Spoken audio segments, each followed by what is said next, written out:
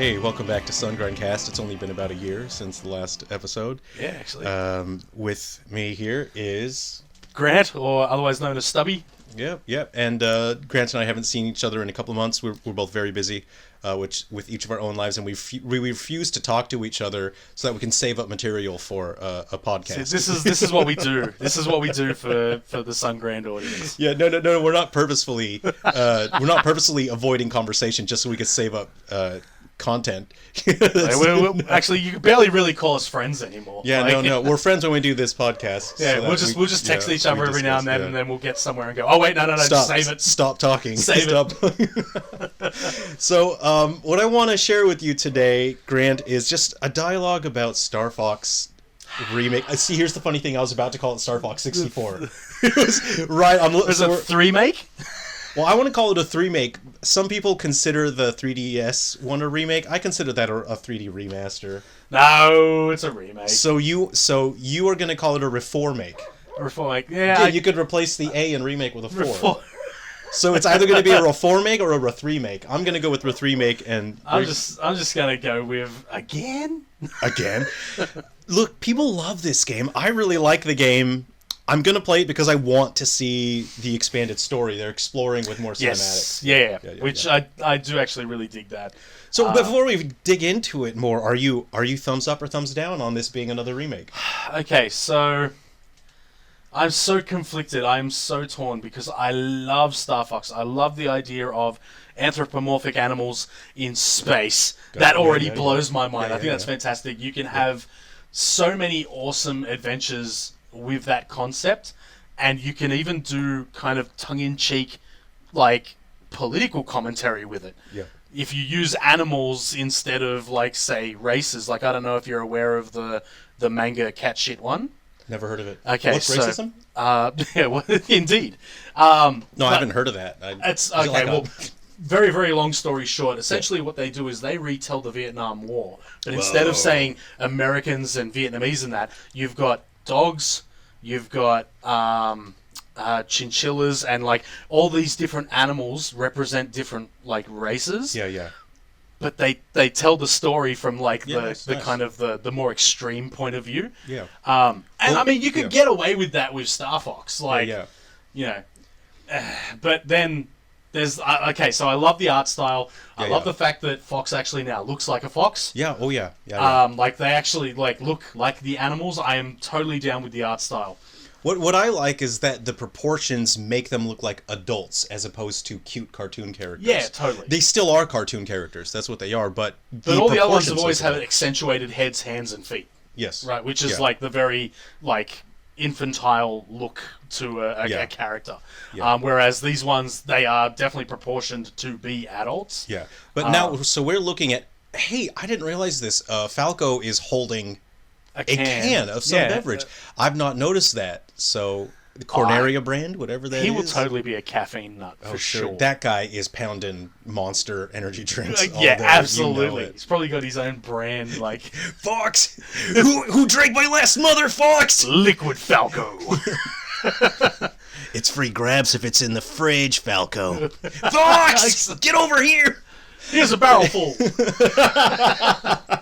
But, so... But we cannot get past the legs. So we're looking at Falco and Fox and the team right now, and just, you take a step back and you think, that's like 50% too short, don't you think? His whole lower body, it looks a little too short there. I do feel like all the characters have, like, smaller leg proportions. Yeah. And especially Fox. Like, Fox's waist is very low on his character. That's the thing. If the waist were higher, I think we wouldn't be having this problem, but we're looking at the waist on Falco and Fox are so low. Yeah. But having said that, I mean, we are talking about, CG animals that talk. Yeah. So we're kind of splitting hairs a bit.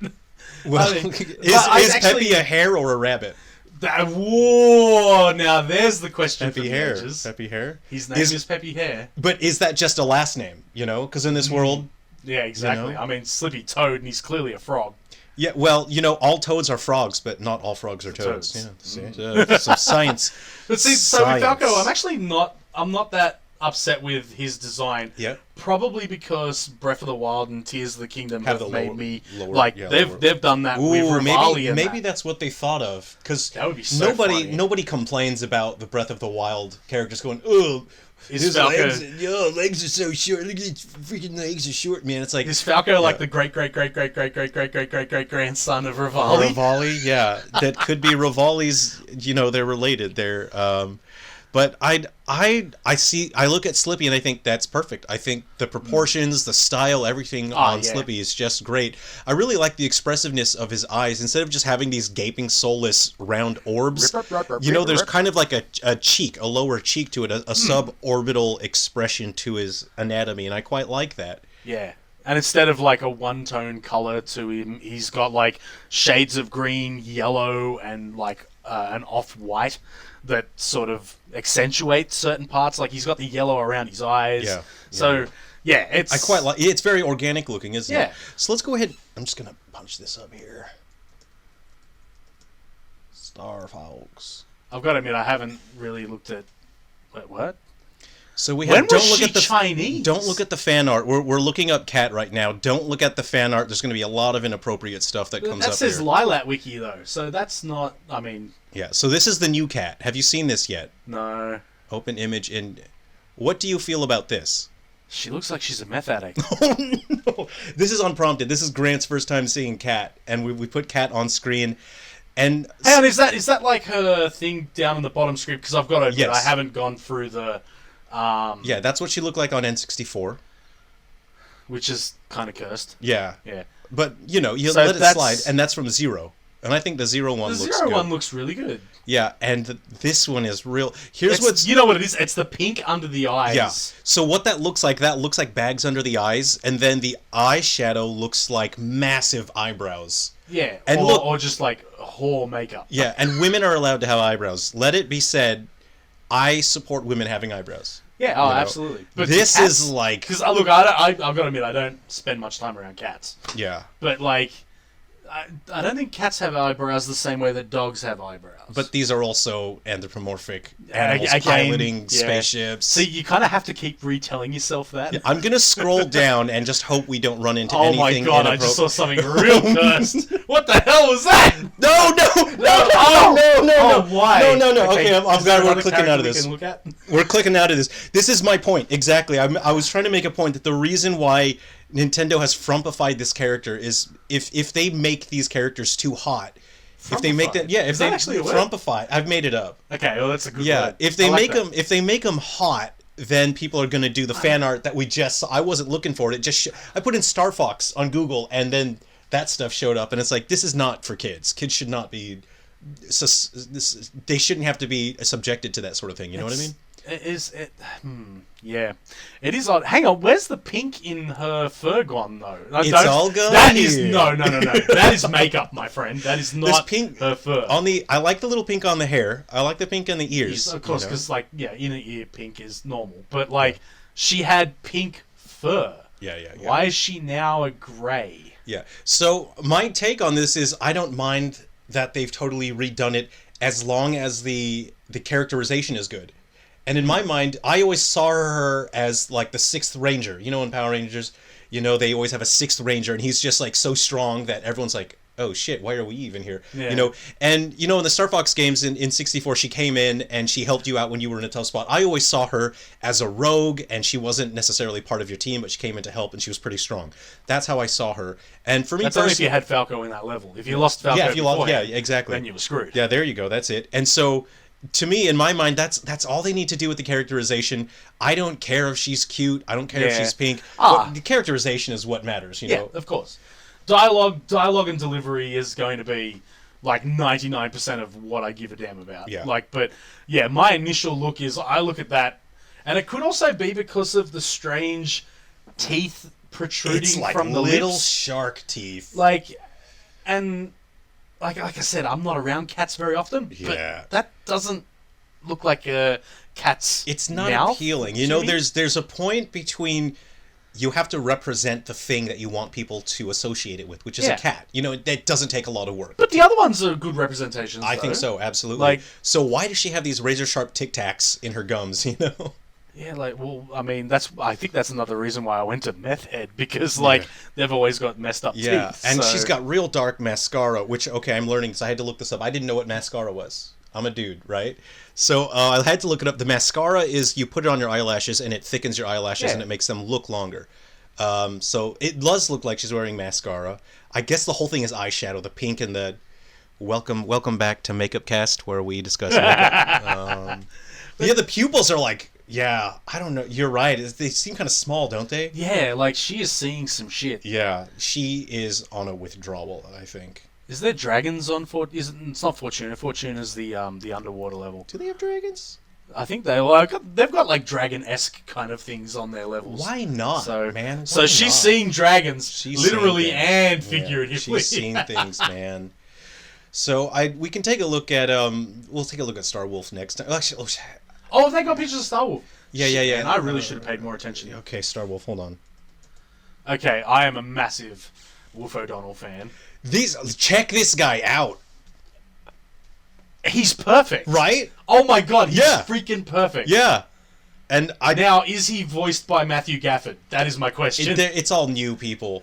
Yeah. No, Matthew Gafford's the guy who does a Fox in Space. I've been watching A Fox in Space recently. I love that show so much. But, like, Wolf has always been given really good models. Yeah. I mean, his model in Smash is absolute peak. Like, yeah. I've been playing a lot of Wolf in Smash, actually. That's from an older game. I'm trying to look for the team here, but it's not really... Oh, here it is. Here they are. Here's the team here.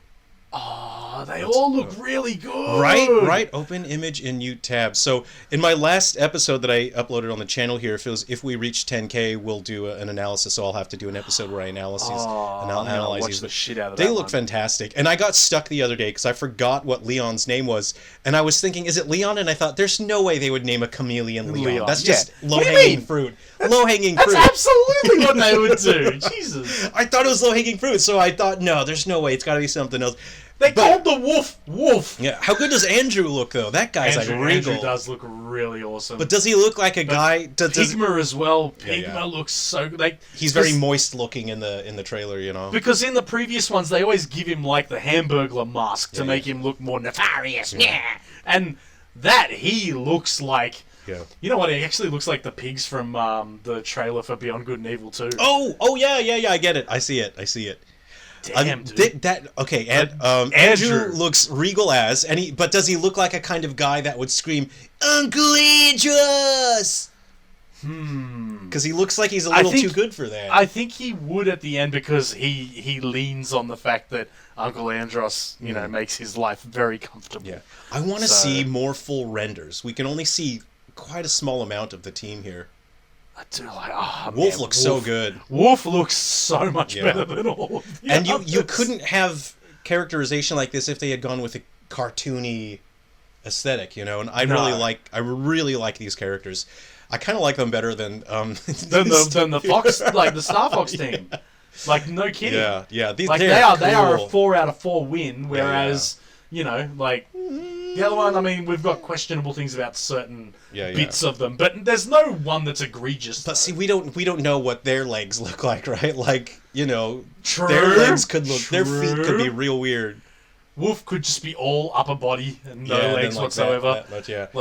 So, the next thing I want to discuss with you is the ever increasing price of game consoles, especially the PlayStation 5. What do you personally feel about the price of consoles going up? Okay, so this is the first generation ever where the hardware has gone up in price over time. And we are 6 years into this cycle and we are seeing a price increase. Yeah, and that's been going on for a while with Sony. This is their third. It's their third price one. It's pretty significant, is it? Yeah, like the first one was $50. Yeah. The second one was $30. Yeah. And this one is $170. Yeah. So for anyone that's not aware, and we're in Australia, and the price of a PS5 Pro console currently is, well, here I'm looking at the screen here. a big W, $1,399. That is the RRP. Yeah. And if you're, say for example, you're accustomed to US dollars, $1 is equal to like 50,000 Australian dollars. No, it's equal to like 5 cents. Feels like it sometimes. Yeah. So it's a bummer seeing a price tag like that, and something like that is so off-putting. When I see 4 digits, I give them the 1 digit, if you know what I mean. Okay, cast your mind back to 2006, 2007. Yeah. Right? We had the Wii come out at $400. Yeah. We had the Xbox 360 come out at, I think it was, I think it came out at $699 and $599 for the core. I could be wrong on that one, but this is literally off the top of my head. Yeah. PS3 comes out at $999. I remember the big, and no one buys it. Yeah, the big announcement. Fails. They did the constantly pasted the clip of what's his name going 999. Like giant enemy crab. Yeah. You know? Oh god. Because the weak spot. It's historically correct. Historically correct battles hit the giant enemy crab, hit the weak spot to deal massive damage. So 999. That Ridge Racer. That was a console like Sony. And I still love my PS3. It is a. Oh yeah. Mine's it is dead. Mine's a. dead. My PS3 died. What's the word? It's the Swiss Army knife console. It's so good. You can do so much stuff with it, saving to and from the hard drive for movies, music. Yeah. Like you can link it up to a server and stream stuff to it. It played your PS1 games. It played your PS1 games, and if you had the early model, it played your PS2 games as well. And it also had the option of side-loading Linux. Yeah. Like, you could literally turn it into a full-blown PC. Yeah. And then Sony went yoink. Well, yeah, Sony pulled the plug. So, what? But now this console has gone from coming out at $749 on day one. Yeah. And it's now that price tag of $999. Here's the thing. So if you lock people out through your pricing, if people are locked out due to pricing, they won't be able to join your ecosystem, right? If you took a loss on your console and got people into your ecosystem, then you would earn that money through software sales. Well, do you believe in that? Okay. Now, here's where this fun fact comes in. Yeah.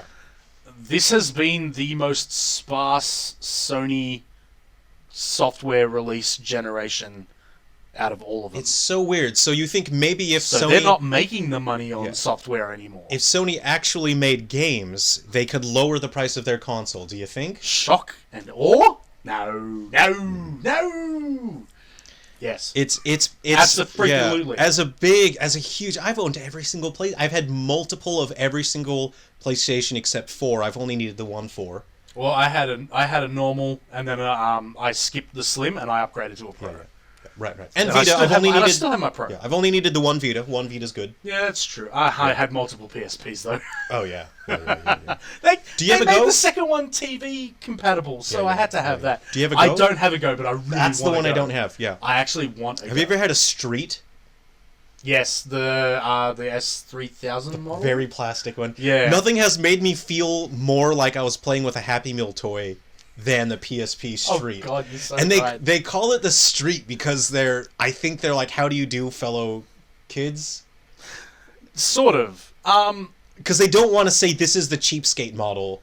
It's the Street model. It's like, no, it didn't have Wi-Fi and the screen was heavily interlaced. I was just gonna say it's because they removed the internet. Yeah. That no Wi-Fi, no UMDs. No, it used UMDs. Did it? Oh, okay. Yeah, yeah, that's right. It was the Go that had no UMDs. Yes. But it was the PSP Street had no Wi-Fi, and the screen was heavily interlaced, and that's why I sold it. It was LCD. It was hard to look beyond at. LCD. Yeah. So I need to, when we're done recording this, I need to show you my PSP mod and my DS mods that I've done recently. And this was my first time reshelling a PSP, and I damaged the ribbon cable, which was actually very good because this was one of the screens that had very bad diagonal tearing. I actually would stop playing games because I just didn't like the diagonal tearing. I had to order a new screen because I damaged it, and the one that I got is gorgeous. Nice. I don't know where this screen came from, but It's one of those accidental, it's awesomeness. Like, oh hell yeah, it's a new screen, so it's vibrant. It's not like reused or anything. Okay. And no interlacing, no tearing. So I'm jazzed about that. So I showed you this just a few minutes earlier. Oh, is this the cursed cast or what? So Jesus. So what this is. This is horrible, people. Avert your eyes. These little accessories you can obtain for about $10 USD or about 50,000 Australian. And what these do, this plugs into your Switch 2, and it lets you use your original Switch Joy-Cons on there. And I just showed it to Grant. As to why you would want that. And he almost threw up. Here you go, Grant. Have a look at him. So Grant almost threw up. And my first impression when I had it attached to my Switch 2 was it feels like it's got a tumor because the screen is so much bigger than the controllers that you're holding.